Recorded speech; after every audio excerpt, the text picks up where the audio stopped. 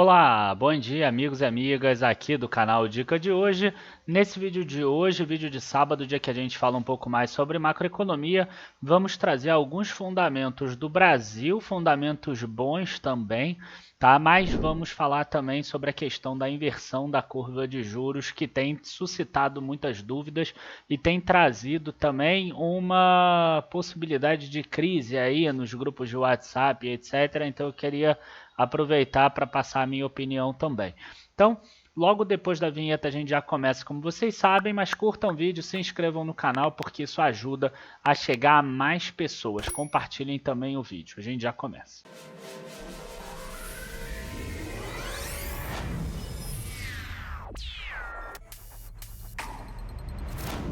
Bom, pessoal, vamos aproveitar e começar o vídeo, já que a gente vai falar sobre a inversão da curva de juros. Vamos trazer aqui como é uma curva de juros, entre aspas, correta, né? Uma curva de juros correta, entre aspas, né? Ela é a estrutura termo normal, ela tem um juro mais baixo no curto prazo e um juro mais alto no longo prazo. Tá? Por quê? Porque você tem um risco muito menor de calote em 3 anos do que em 10 anos, por exemplo. Né? Se você tivesse que fazer um empréstimo para uma pessoa, a chance dela não te pagar o primeiro mês é menor do que ela não te pagar daqui a um ano, por exemplo, e a mesma coisa serve para países. Então, o risco de não recebimento ou risco de um problema sempre vai ser maior no longo prazo. Por isso, até que quando a gente vê debêntures mais longas pagando preços maiores, porque você assume o risco por um tempo maior. Então, a gente sempre fica naquela dúvida, o que é melhor? Comprar um título curto pagando menos ou um título longo pagando mais? O que seria a inversão da curva de juros? Seria você ter exatamente o oposto. Você ter uma taxa maior no curto prazo do que no longo prazo. Quer dizer, você espera que tenha um evento ruim, um evento de cauda no curto prazo, que já não seria tão de cauda assim, porque já está sendo precificado, e aí depois no longo prazo volta para a normalidade, trazendo a estrutura normal. Então quer dizer, é como se fosse um aumento ali dos juros no curto prazo, e isso aconteceu no Brasil. Para ficar um pouquinho mais claro aqui para vocês, eu vou trazer alguns dados do Tesouro Federal e da Anbima. Tá? Aqui é a curva normal, olha só, a curva de risco do Brasil, por exemplo, de agosto e de setembro aqui, por exemplo. Tá? Então, agosto aqui, essa linha laranja, setembro, essa linha tracejada aqui, a gente vê que era uma linha que aqui ó, no curto prazo tem uma taxa menor do que no longo prazo, mesmo sabendo que aumentou o risco do Brasil nesse período aqui de um mês. Né, a gente consegue perceber aqui que aumentou 17% o risco Brasil. E cabe ressaltar que naquele período, lá em setembro, o Brasil teve uma piora, a gente viu a bolsa cair, mas os outros países da América do Sul tiveram pioras muito mais significativas, como mostra esse gráfico daqui. Tá? Então a gente precisa tomar um certo cuidado quando a gente fala mal do Brasil. Quando foi a reversão? Quando trouxe o problema do Brasil? Aconteceu exatamente aqui, né? No final de outubro. No final de outubro, a gente percebe aqui ó, que essa curva já estava mais ou menos flat. Ela ainda não estava invertida como aconteceu agora no início de novembro. Você vê que os países da América caíram aqui a taxa de risco e o Brasil seguiu na sua alta. Então isso nos leva a crer que o problema do Brasil ocorreu exatamente no final de outubro. E o que aconteceu no final de outubro? A gente teve aquela situação, né, de talvez o Guedes sair, da questão do furo do teto de gastos, que foi um ganho lá atrás do governo Temer, né, em 2017, em que travou o aumento, né, o crescimento das despesas da União acima da inflação. Então, tudo isso são alicerces que iam fazer o Brasil voltar para um superávit primário, que foi uma condição importantíssima para a gente ver aquela alta da Bolsa lá atrás de 2003 a 2008, por exemplo, e depois recuperar tão rápido em 2010, 2009 e 2010. Tá? Então, essa condição que era a gente fazer com que a dívida subisse mais devagar, porque de forma primária, sem contar juros da dívida, o Brasil arrecadava mais do que gastava, é a condição que o Brasil continua perseguindo desde o governo Temer e, claro, com a pandemia piorou um pouco, mas o Brasil precisa voltar para isso. Quando acontece o furo do teto de gastos, o que acontece? A gente não tem mais uma visibilidade, porque se furou para isso, se pode passar talvez PEC dos precatórios, se pode aumentar o auxílio, por que não pode aumentar para a emenda do senador A, B ou C, que também vai ser para alguma coisa importante? Né? Pode ser para a saúde, pode ser para a educação, pode ser para a segurança pública, enfim. Também vão ter outros pontos importantes, assim como o auxílio. Por que se furou para A, não pode furar para B, para C, para D, para E ou para F?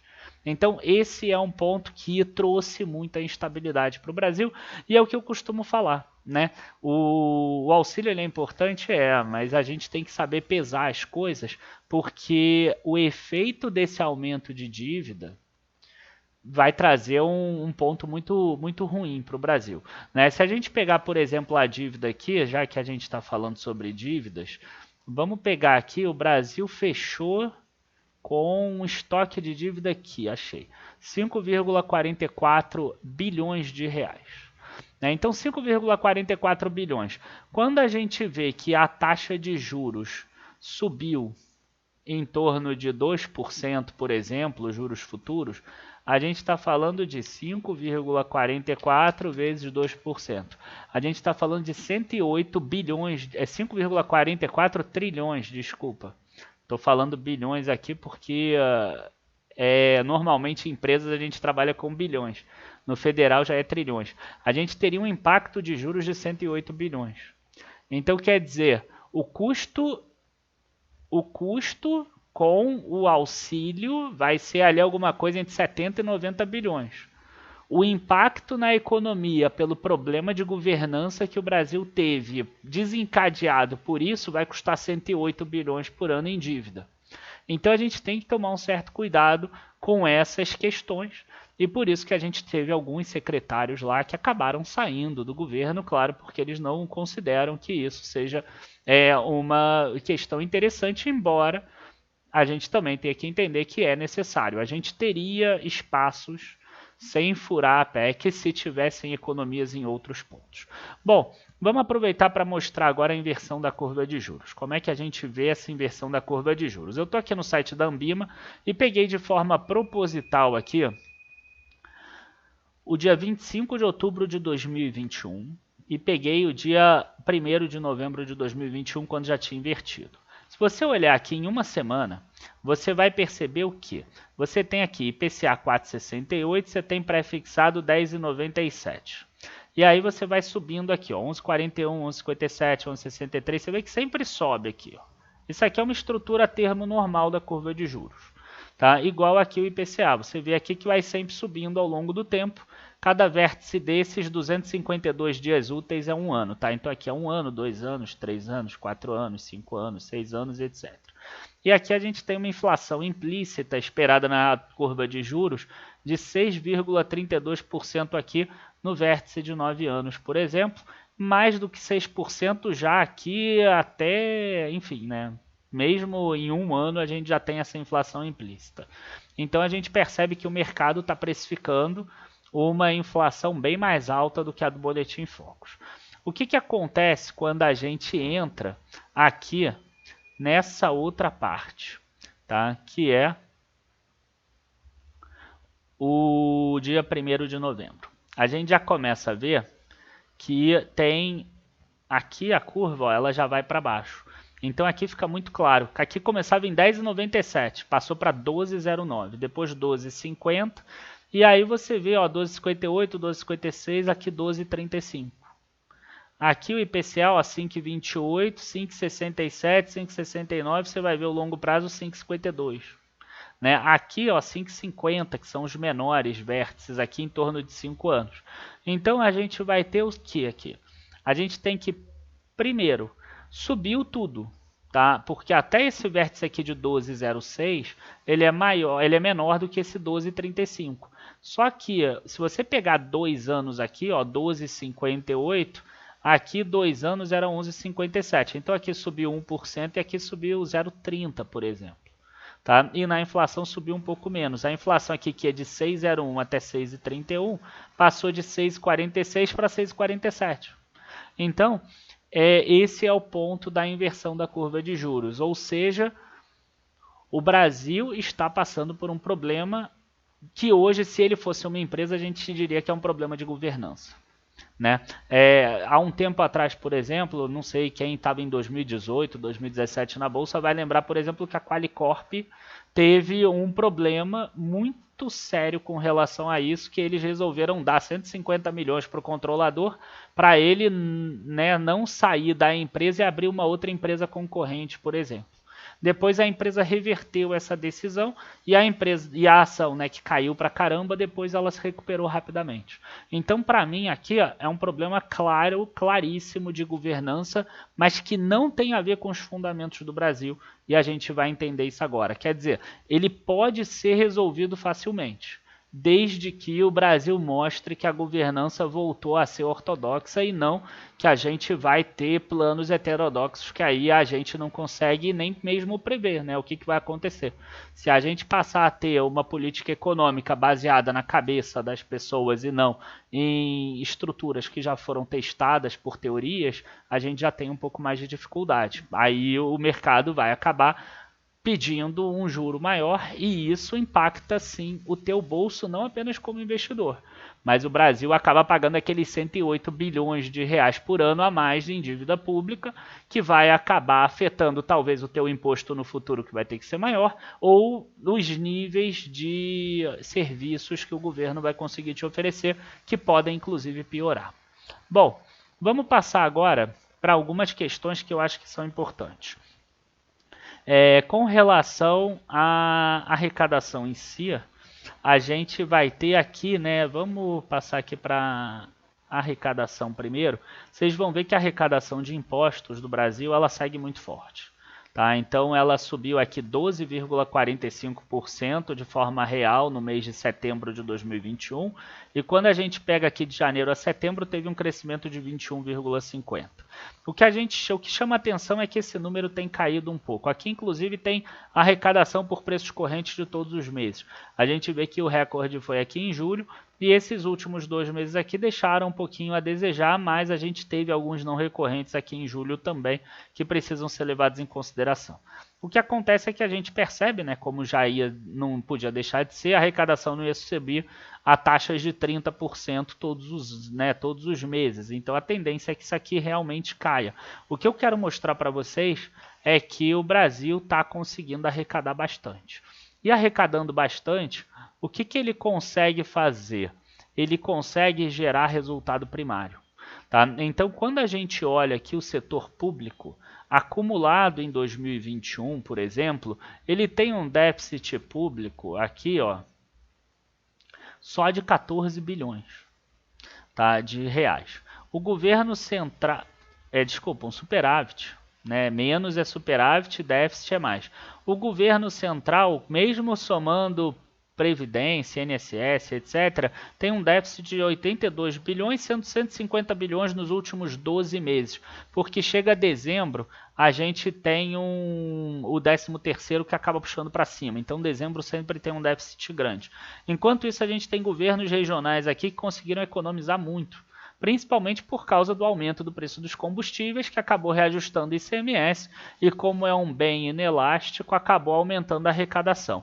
Outra coisa que ajudou a arrecadação e ajudou esse resultado primário também foram os altos preços do minério de ferro no primeiro semestre, e isso não vai se repetir no segundo semestre. Tá? Então, assim, não é um vídeo sobre a arrecadação em si, mas mostra que talvez o Brasil tenha sido um dos primeiros países a voltarem para aqueles indicadores pré-Covid, né, os indicadores de 2019. Então, hoje, se a gente pensar que o Brasil tem um PIB nominal aí de 8 trilhões e pouco, a gente está falando de um déficit aqui primário de 150 bilhões, a gente está falando de menos de 2% do PIB. Talvez o Brasil recupera aí um superávit primário muito antes do que ele imaginava. Inclusive aqui, a dívida líquida do setor público, a gente já começa a ver um patamar de queda aqui, né? Essa de cima é a DBGG, que é a dívida bruta do governo geral, e essa de baixo, a DLSP, que é a dívida líquida do setor público. Você vê que de dezembro de 2020 até hoje, elas estão em queda, as duas. O mercado todo projetava essas dívidas em torno de 98% aqui em cima no final desse ano. E claro, a arrecadação forte mais a inflação com taxa de juro muito baixa fez com que o próprio povo, com a perda do poder de compra dele, pagasse parte dessa dívida, o que, em tese, melhora os fundamentos do Brasil. Tá? Agora, não adianta melhorar os fundamentos sem governança. Vai ser igual a Qualicorp lá atrás, que tinha números muito sólidos.